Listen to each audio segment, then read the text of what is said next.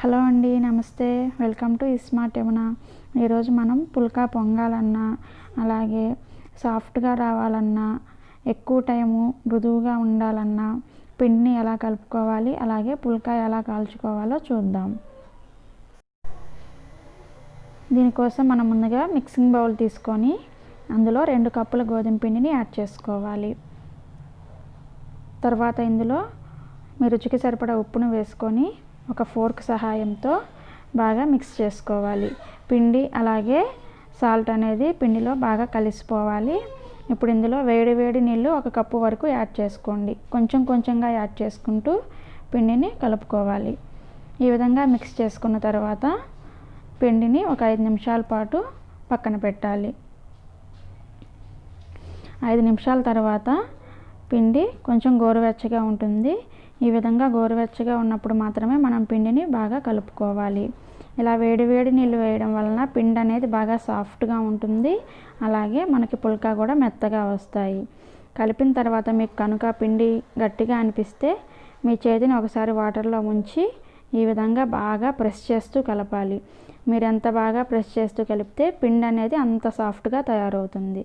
మొత్తానికి మన బౌలు అలాగే చేయి కూడా ఇలా క్లీన్గా ఉండాలి. ఇలా క్లీన్గా ఉంటే మన బ్యాటర్ అనేది పర్ఫెక్ట్గా రెడీ అయిందని అర్థం. ఇప్పుడు ఒక చిన్న పిండి ముద్దను తీసుకొని ఇలా ప్రెస్ చేస్తే ఎలాంటి క్రాక్స్ లేకుండా ఉంటే మనకి పిండి అనేది బాగా తయారైందని అర్థం. ఇలా కలుపుకున్న పిండిని ఒక 15 నిమిషాల పాటు మూత పెట్టి పక్కన పెట్టుకోవాలి. 15 నిమిషాల తర్వాత మూత తీసేసి మరలా ఒక 2 నుంచి 3 నిమిషాల పాటు ఈ విధంగా బాగా ప్రెస్ చేస్తూ కలుపుకోండి. ఇలా కలుపుకున్న పిండి ముద్దను చిన్న బాల్స్గా చుట్టుకోవాలి. ఈ విధంగా అంతా పిండిని కూడా క్రాక్స్ ఏమీ లేకుండా సాఫ్ట్గా రౌండ్ బాల్ లాగా చుట్టుకోండి. క్రాక్స్ ఏమీ లేకుండా చేసుకుంటే మనకి పుల్కా అనేది బాగా సాఫ్ట్గా వస్తుంది. ఇదే విధంగా అంతా పిండిని ఇలా రెడీ చేసుకోవాలి.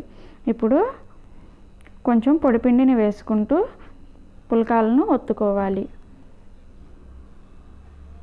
పుల్కాలను మరీ పెద్ద సైజులో కాకుండా మీడియం సైజుగా ఒత్తుకుంటే బాగా పొంగుతాయి.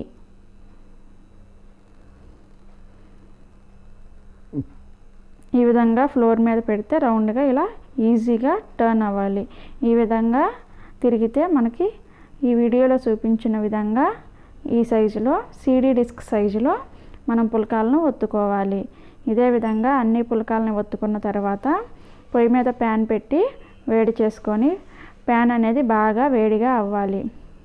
బాగా హీట్ అయిన పెనం మీద పుల్కా వేసి ఒక సైడు 30 నుంచి 40 సెకండ్ల పాటు ఫ్రై చేస్తే ఈ విధంగా బబుల్స్ వస్తాయి. అప్పుడు రెండో వైపుకి తిప్పుకోండి. రెండో వైపు తిప్పి 20 సెకండ్లు కాల్చుకున్న తర్వాత మంటని లో ఫ్లేమ్లో పెట్టి పుల్కాని పొయ్యి మీద పెట్టుకోవాలి. పుల్కా పెట్టగానే ఫ్లేమ్ని హైలో పెట్టాలి. ఇలా పెడితే మన పుల్కా అనేది చక్కగా పొంగుతుంది. ఈ స్టెప్ మర్చిపోవద్దు. పుల్కా పెట్టగానే మంట సిమ్లో ఉండాలి. అలాగే పుల్కాని పొయ్యి మీద పెట్టిన వెంటనే మంటని హై ఫ్లేమ్లో పెట్టాలి.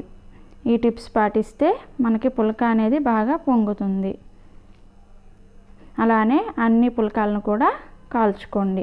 ఇలా కాల్చుకున్న పుల్కాలను హాట్ బాక్స్లో పెట్టుకుంటే మార్నింగ్ చేసుకున్నాక సరే ఈవినింగ్ వరకు కూడా బాగా సాఫ్ట్గా ఉంటాయి.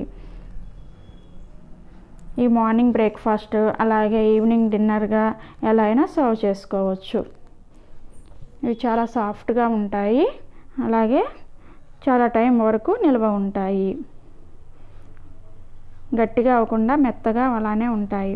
మీకు కనుక ఈ పుల్కా చేసే విధానం నచ్చినట్లయితే వెంటనే మా ఛానల్ని సబ్స్క్రైబ్ చేసుకొని అలాగే మీ ఫ్రెండ్స్ అండ్ ఫ్యామిలీ మెంబర్స్కి షేర్ చేయండి.